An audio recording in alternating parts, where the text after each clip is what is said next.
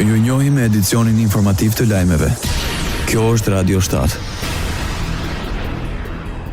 Kryeministri i Republikës Maqedonisë së Veriut, Histra Mickovski, në intervistë televizive ai deklaroi qartë se nuk ka ndërmend të kërkojë ndryshime në statutin e partisë, që do t'i mundësonin një mandat të katërt në krye të kësaj force politike. Ai theksoi se me shembull personal duhet treguar se çdo funksion ka fundin e vet. Kjo do të thotë se mandati i tij i ardhshëm, nëse rizgjitet në Kongresin në Kavadar, do të jetë i fundit si lider i VMRO-DPMNE-s.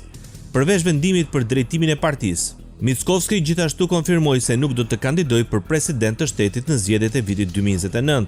Radio 7, zëri pozitiv i qytetit. Partia Demokratike e Kosovës akuzon lëvizjen vetëvendosje për sabotimin e çdo nisme për ndërtimin e kapaciteteve energjetike në vend. Nga termet centrali Kosova e Re deri tek projekti amerikan i gaz përçuesit, vetëvendosje ka kundërshtuar dhe bllokuar çdo përpjekje për zhvillim, apelon sekretari e Partisë Demokratike të Kosovës. Sipas Vlora Çitakut, pavarësia energjetike nuk është vetëm çështje ekonomike, është çështje e sigurisë kombëtare. Ajo deklaroi se ata që bllokuan Kosovën i rënduan familjet dhe prodhuesit vendor me çmime të papërballueshme dhe pasuruan mafjen energjetike.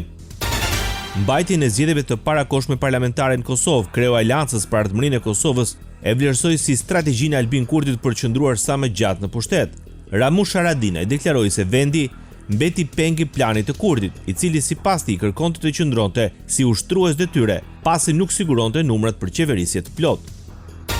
Partia Socialiste i garanton Partisë Demokratike të drejtën për të propozuar avokatin e popullit. Pas mbledhjes së grupit parlamentar të shumicës në pushtet, Tauland Balla deklaroi se nuk do të propozojnë asnjë kandidat për avokat të popullit. Ai premtoi shqyrtim të kërkesave që vijnë nga Partia Demokratike. Balla konfirmoi se si shumicë janë në pritje edhe të vendimit të gjykatës kushtetuese për të shqyrtuar vendimin e gjykatës për shkarkimin e zëvendës kryeministres Belinda Balloku. Mendoj që nuk e ka një kompetencë të tillë gjykata të pezullojë një ministër, sepse kushtetuta sipas nenit 103.3 e ka barazuar ministrin me deputetin sa i përket imunitetit, që do të thotë as deputeti nuk pezullohet nga ushtimi i aktivitetit e përpasoj as ministrin.